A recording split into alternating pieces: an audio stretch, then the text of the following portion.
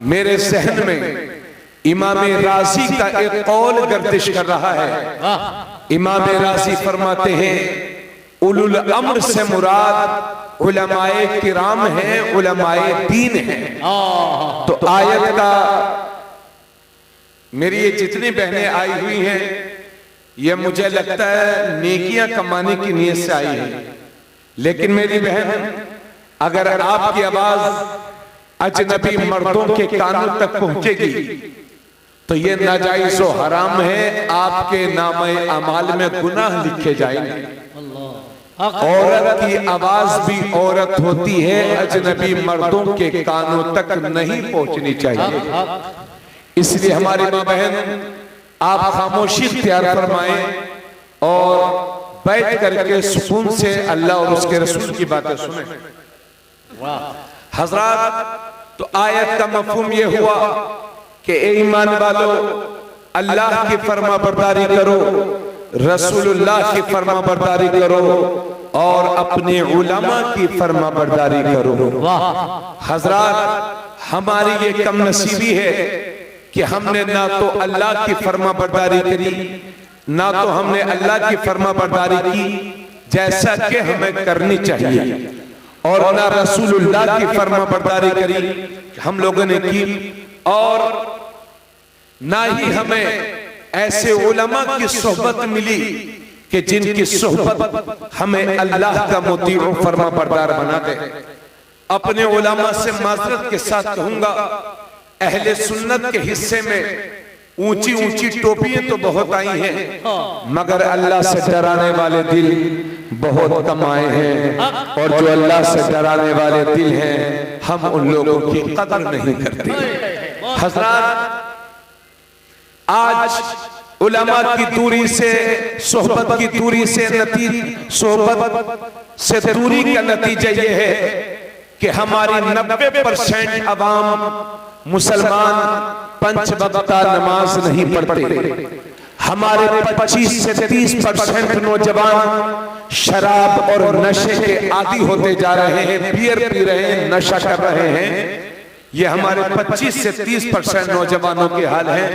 जुआ खेल रहे हैं, शराब पी रहे हैं, हरामखोरी कर रहे हैं। बैठ जा बेटे, बैठ जा, ए चैन से बैठो सब लोग, इनाम मत लेके आना, बैठो, जो तुम लोगों ने दिया मैंने लिया, बैठे रहो, बस सुन लो। हमारी जेबें भर जाएं और कौम हमारी कुछ न सीख सके तो ऐसे खजाने से हमारा कोई फायदा नहीं। अगर मेरी तकरीर से दो बंदों की इस्लाह होती है तो मैं अपनी नस्लों की मगफिरत के लिए उसे काफी समझूंगा। हजरात, जिस कौम को तालीम के मामले में दुनिया की इमामत करनी चाहिए, आज वही कौम तालीम के मामले में सबसे ज्यादा पिछड़ी हुई है। आज हमारा मिशन ये है, पैसा हो चाहे जैसा हो, हलाल हो कि हराम, हमें इससे कोई मतलब नहीं।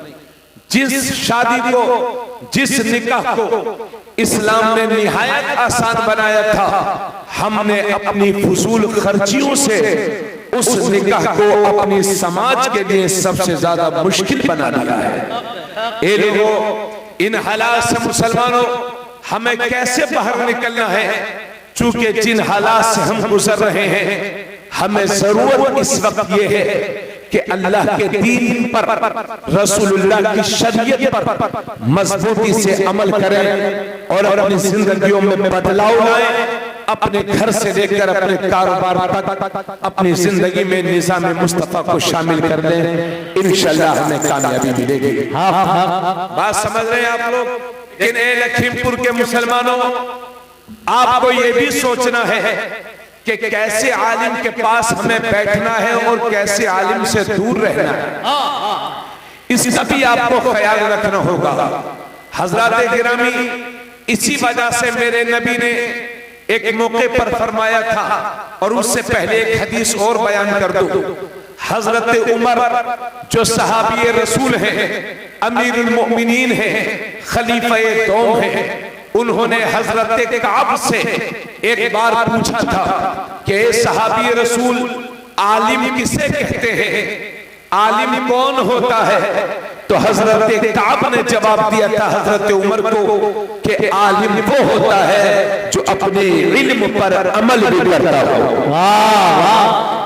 हजरत उमर ने पूछा कि सहाबी रसूल वो कौन सी चीज है कि जो एक आलिम के दिल से इल्म के नूर को निकाल दिया करती है, इल्म के बरकत को खत्म कर दिया करती है। तो हजरत काब ने जवाब दिया था वो लालच है। लालच, लालच एक ऐसी चीज है जो एक आलिम के दिल से इल्म की रोशनी को निकालेगी, इल्म के बरकत को खत्म करेगी। इसलिए जो मौलवी अमीरों और सेठों की चापलूसी करेगा, दरबारी करेगा, उसके दिल से इल्म का नूर निकलेगा। जो आदमी हरामखोरों, जुआरियों, शराबियों, कबाबियों, सूदखोरों, हराम के कमाए हुए पैसों सेठों की चापलूसी करेगा, उस आलिम के दिल से इल्म का नूर निकलेगा। हाँ हाँ, अगर कोई आलिम किसी मदरसे के लिए या किसी मस्जिद के लिए जाता है तो उसका ये जाना अल्लाह के रास्ते में है, अजर पाएगा। लेकिन जो अपने जाती फायदे के लिए जो आलिम किसी अमीर के दरवाजे पर जाएगा तो ऐसे आलिम के दिल से इल्म का नूर निकलेगा। इसलिए मैं कभी कभी कहा करता हूँ कि बड़ा आलिम वो नहीं है कि जिसके पास इल्म ज्यादा है, बल्कि बड़ा आलिम वो है कि जिसके दिल में अल्लाह का डर ज्यादा है। जिसके दिल में अल्लाह का जितना डर होगा वो उतना बड़ा आलिम होगा। इसी वजह से मेरे नबी ने फरमाया था अला इन्ना शर्र शर्र शिरारुल उलमा व इन्ना खैरल खैर खियारुल उलमा।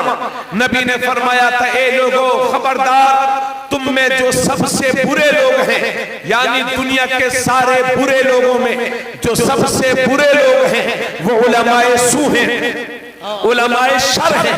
और दुनिया के सारे अच्छों में जो सबसे अच्छे लोग हैं वो उलमाए दीन हैं, उलमाए हक हैं, उलमाए अहले सुन्नत वल जमात हैं, उलमाए मसलक आला हज़रत हैं।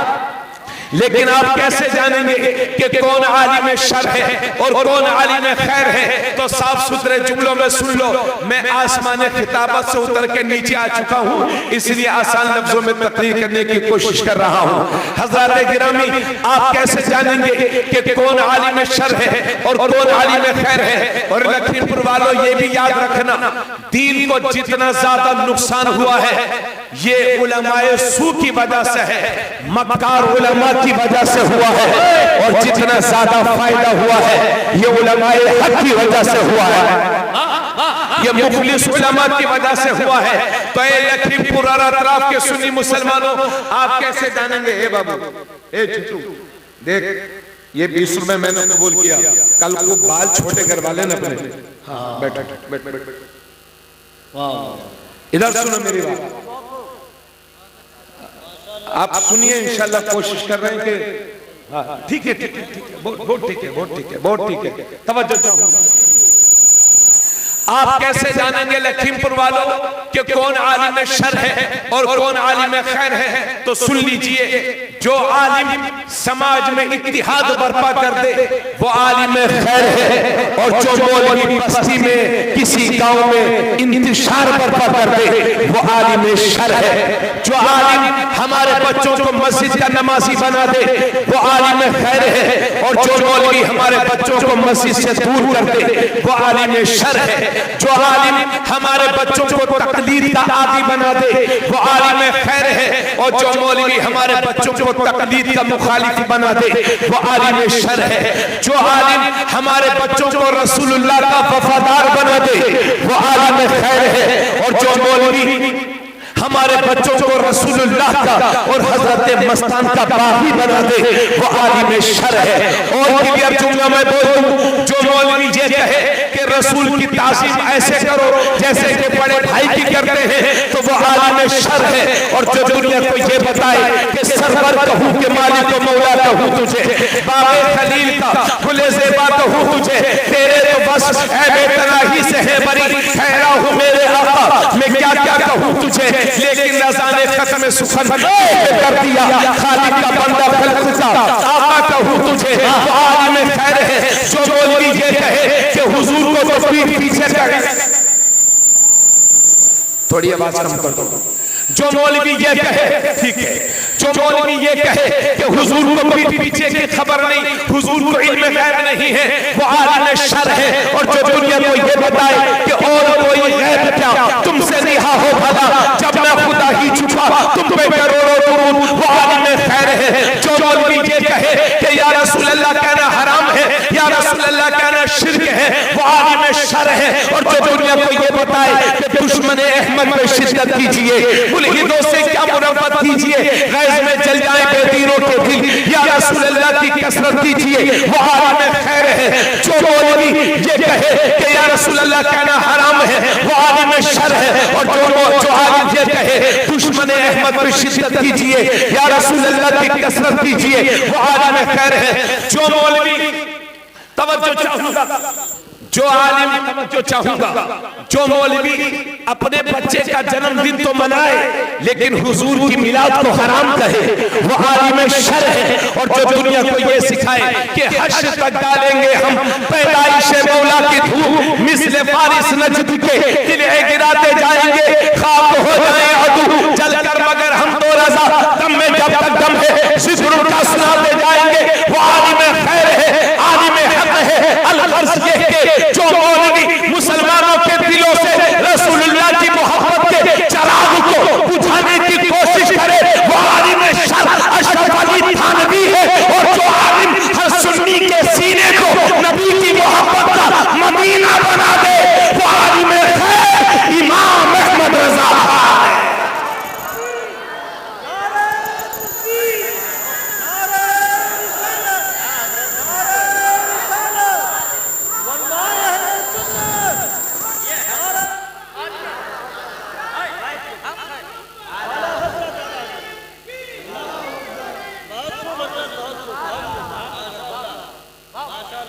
इसलिए उलमाए सू से बचिए। और लखीमपुर वालों आपको दावत दूंगा, आला हजरत चिढ़ने वाली, आला हजरत वो चीज है कि जिनसे चिढ़ा नहीं जाता बल्कि उनको पढ़ा जाता है। और आज के दौर में इमाम अहमद रजा की जात एक ब्रांड है, ब्रांड। अगर किसी की सुन्नियत को परखना हो तो उसके सामने लंबी चौड़ी तकरीर करने की जरूरत नहीं है। आला हजरत का नाम ले लीजिए, उसके बाद चेहरा देखिए, अगर चेहरे पर 12 बच जाए तो समझ जाओ कि गद्दार मुस्तफा है। और चेहरे पर खुशी का आसार जाहिर हो जाए, समझ जाओ कि वफादार मुस्तफा। इसलिए ऐसे आलिमों के करीब हुइए कि जो मदीने से हमारा रिश्ता जोड़ दे। बात समझ में आ रही है कि नहीं भाइयों? आप तक आवाज पहुंच रही है? बस ठीक है, हम आराम आराम से तकरीर कर लेंगे, कोई दिक्कत नहीं है, बस सुकून से बैठे। अब जरा मेरी बातों को सुनिए मुसलमानों, जरा हमें अपना मुहासबा करने की जरूरत है। इतना बड़ा मजमा आया है, मैं चंद बातें आपसे करना चाहूंगा। उलमा की सोहबत से दूरी का नतीजा यह है कि जिस कौम को तालीम के मामले में दुनिया की इमामत करनी चाहिए, आज वही कौम तालीम के मामले में सबसे ज्यादा पिछड़ी हुई है। सच्चर कमेटी की रिपोर्ट ये बताती है कि 3 से 4% मुसलमानों में पढ़े लिखे लोग हैं और 96% लोग हमारे बेपढ़े लिखे हैं। जिस कौम में 96% लोग बेपढ़े लिखे होंगे और 3-4% लोग पढ़े लिखे होंगे, उस कौम का ये हश्र नहीं होगा तो और क्या होगा? मेरी बातों को सुन रहे हैं ना आप लोग? अब मेरी बात पर गौर फरमाएं। हमारे देखिए, याद रखिए, जिस कौम के नौजवान मुतहर्रिक और जोशीले होंगे वो कौम जमाने पर राज करती है, हुकूमत करती है। और जिस कौम के नौजवान बुज़दिल होंगे और अपने रास्ते से हटे हुए होंगे वो कौम पस्ती के दलदल में पस्ती जाएगी। अब मैं अपने नौजवानों की बात करता हूं, इतना बड़ा मजमा आया है, आप और फरमाएं और अपने हालात देखें। मुसलमानों, हमारा बच्चा जब 10 साल का हो जाता है तो हम उसके हाथ में 50 रुपए दे देते हैं, जाओ बेटे बालों को कलर करवा लो। तो अब कोई नीला करवा रहा है, कोई पीला करवा रहा है, कोई ये कटिंग कोई वो कटिंग। यानी 10-10 साल के बच्चों को हमने ये तो बताया है कि दाढ़ी में बालों में कटिंग कितनी होती है, लेकिन हम अपने नौजवान को ये ना बता सके कि बेटा चेहरे से दाढ़ी ना मुंडाना, ये मेरे नबी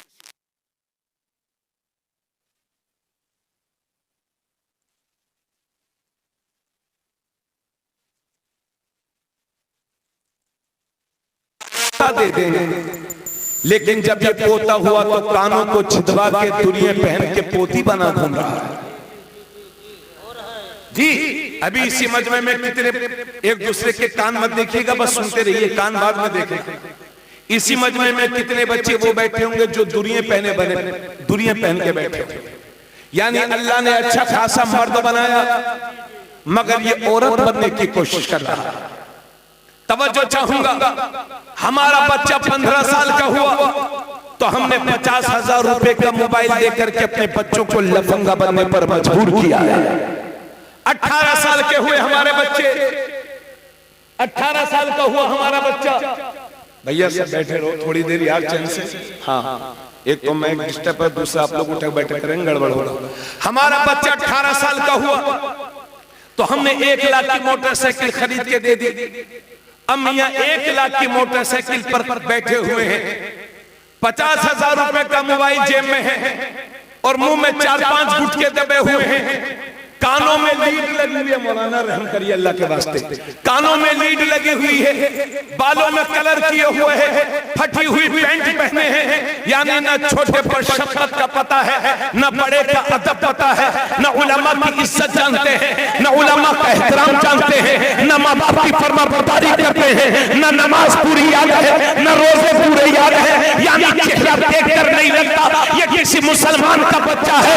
बज़ावत तुम हो नसारा तो ये मुसलमान है कि जिन्हें देख के शर्माए यहूद। जब तुम्हारी सूरत काफिरों जैसी होगी, मुशरिकीन जैसी होगी, यहूदियों ईसाइयों जैसी बना के रखोगे, कौन तुम्हारी इज्जत करेगा, कौन तुम्हें सम्मान देगा। याद रखिए, जो अपनी पहचान भुला देती है ज़माना उससे कुचल दिया करता है, उसे मसल दिया करता है। इसलिए अगर आने वाली नस्लों को इज्जत की जिंदगी जीते देखना चाहते हो, इस मुल्क में अपनी नस्लों को बेहतर देखना चाहते हो, तो तुम खुदा के हो जाओ, ये सारी खुदाई तुम्हारी हो।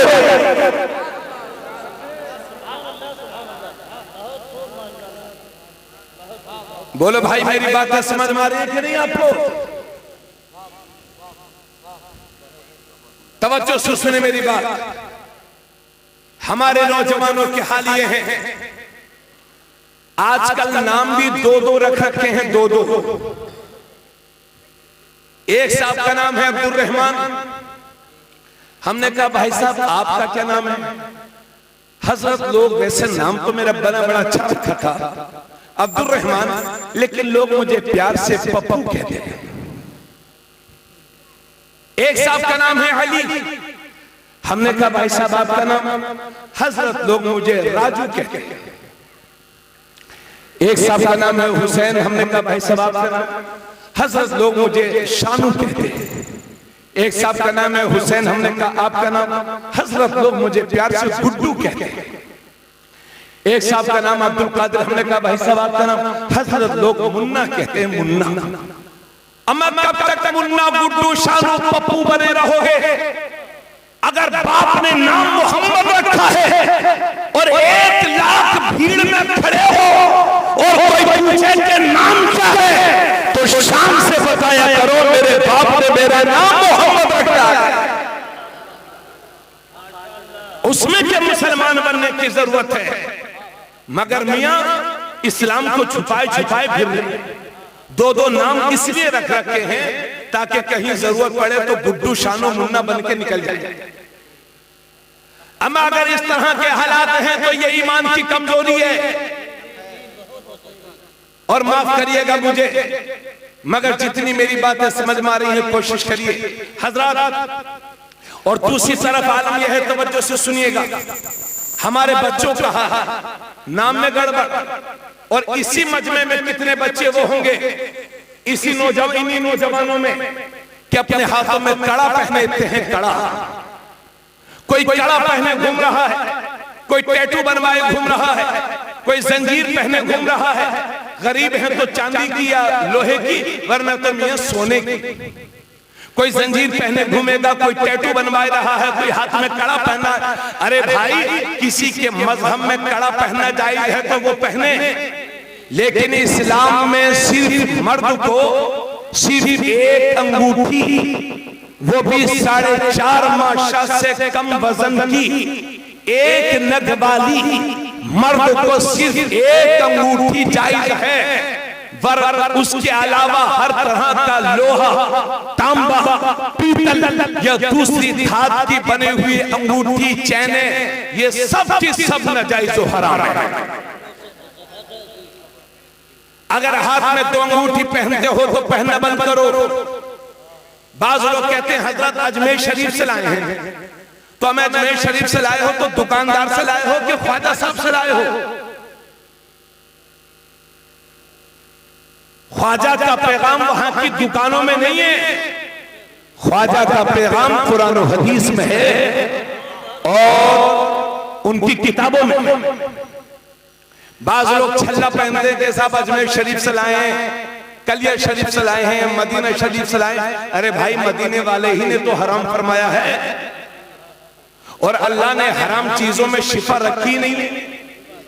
तो ये हमारे बच्चे हाथ में कड़ा पहनेंगे और ऐसे हिलाएंगे ताकि दूर से लगे हमें चेहरे से मुसलमान लगो। चेहरे से मुसलमान हो तो मुसलमान बन के जियो।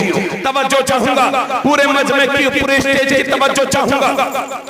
आज के नाजुक दौर में याद रखो मुसलमानों, अगर आज के हालात में हम सुधर गए तो सुधर गए, वरना आने वाला वक्त आपके लिए, हमारे लिए और भी डेंजर हो जाएगा, डेंजर। इसलिए अगर हर मुश्किल से का हल चाहते हो और परेशानियों का खात्मा चाहते हो और इज्जत की जिंदगी चाहते हो तो दामन मुस्तफा में समझ जाओ, दामन मुस्तफा में आ जाओ, शरीयत की चादर को ओढ़ लो, इंशाल्लाह कामयाबी मिलेगी। और दूसरी तरफ हाल ये है कि चंद लोग मिलकर के, तवज्जो चाहूंगा, कह रहा था कि चंद लोग मिलकर के हमारे बच्चों को जबरदस्ती घेर लेते हैं। बड़े भाई, भाईजान प्लीज रहम करिए।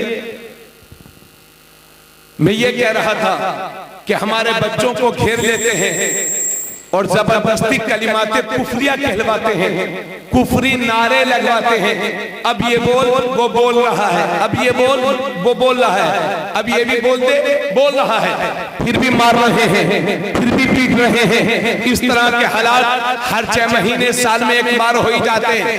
ए मुसलमानों, खुदा का वास्ता देकर के आपसे कहता हूँ, अपने बच्चों को ये नसीहत दिया करो कि बेटे, जिंदगी में चाहे जितनी भी बड़ी कुर्बानी देनी पड़ जाए दे देना, मगर अपने ईमान का सौदा कभी न करना।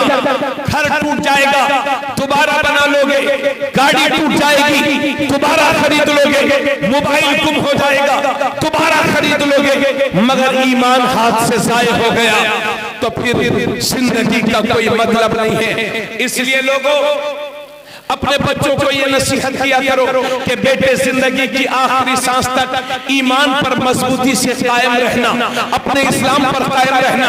अल्लाह तुम्हारी जान माल की हिफाजत करे, मेरी भी जान माल की हिफाजत करे, मगर कोई गारंटी नहीं कि कब किसके साथ क्या हो जाए। अल्लाह ना करे कि ऐसे हालात आपके सामने पेश आ जाए तो खुदा का वास्ता देकर के कहता हूँ, मुसलमानों गौर से सुनो, खुदा का वास्ता देकर के कहता हूँ कि जिंदगी की आखिरी सांस तक अपने ईमान पर कायम रहना और ला इलाहा इल्लल्लाह बोलते रहना, क्योंकि अगर मौत का वक्त नहीं आया है तो कोई मार नहीं सकता, और मौत का वक्त आ गया है तो कोई बचा नहीं सकता।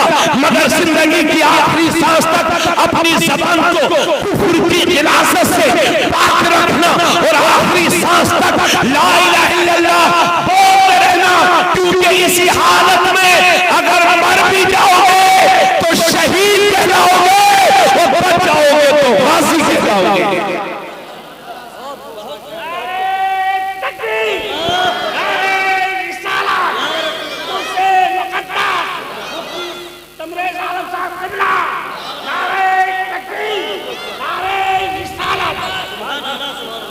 और एक मसला भी सुन लो, एक मसला, सब लोग मेरी बात की तायीद करेंगे।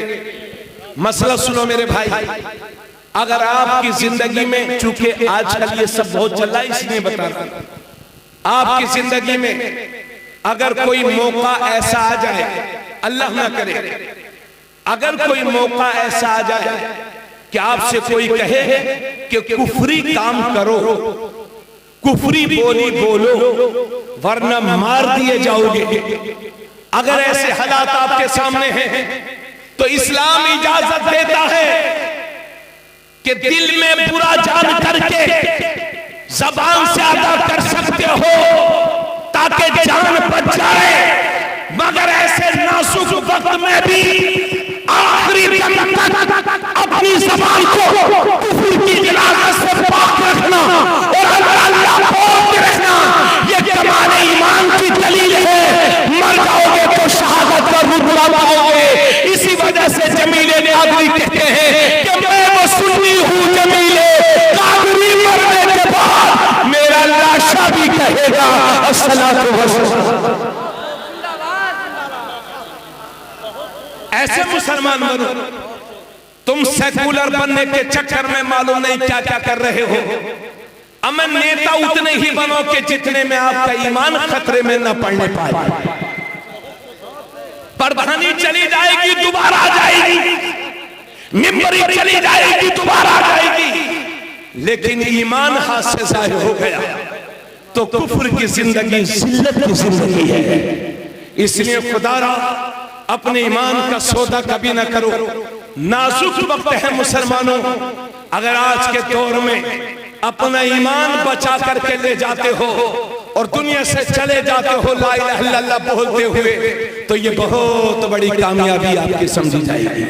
हजरात, यही गुजारिश करने के लिए आपसे आया हूं, इसलिए मैं कहीं कहीं पिछले 2 महीने से ये जुमला कह रहा हूं, ए मुसलमानों, अपनी जान बचाने से ज्यादा अपने ईमान बचाने की फिक्र कीजिए। मच में से कोई एक साथ खड़े होकर के जरा बेहतरीन नारा लगा दे ताकि ताजगी पैदा हो जाए। सब लोग मिल के बोले,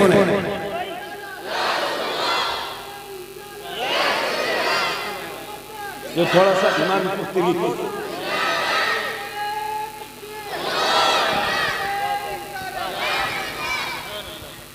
और ये मेरे हाथ में 10 का नोट है, तवज्जो से देखे मुसलमानों, इसमें लिखा हुआ है ए, उसके बाद बना है 0, माल बना 10 रुपया, इसी पर एक 0 और लगा दो, कितना बनेगा? 100 रुपया। थोड़ा बोलते रहिएगा ताकि मुझे भी पता चलता रहे कि लखीमपुर वालों का हिसाब अच्छा है। इसी पर एक 0 और लगा दो, माल बनेगा 1000। उसी पर एक 0 और लगा दो, माल बनेगा 1,10,000। उसी पर एक 0 और लगा दो, माल बनेगा 1,00,000। अब एक काम करिए, इस एक को हटा दीजिए, अब बताइए कितना बचा? 0 0 0 0 0। मौलाना महरुद्दीन साहब तवज्जो, 0 0 0। चाहे बलिया तक 0 लगाते रहो फिर भी 0, चाहे सिसैया तक 0 लगाते रहो फिर भी 0, चाहे लखीमपुर तक 0 लगाते रहो फिर भी 0, क्योंकि इन 0 की कीमत इसी इकाई के साथ है। अगर इकाई है तो 10 है, इकाई है तो 100 है, इकाई है तो 1000 है, इकाई है तो 10,000 है, इकाई है तो 1,00,000 है। इस छोटी सी मिसाल के साथ ये भी समझो गोया कि इसी इकाई की तरह हमारा ईमान है। अगर ईमान है तो नमाज कबूल है, अगर ईमान है तो रोजा कबूल है, अगर ईमान है तो हज कबूल है, अगर ईमान है तो सब कुछ कबूल है, वरना सब कुछ फुजूल है। इसलिए कुफ्र और शिर्क से भी बचो।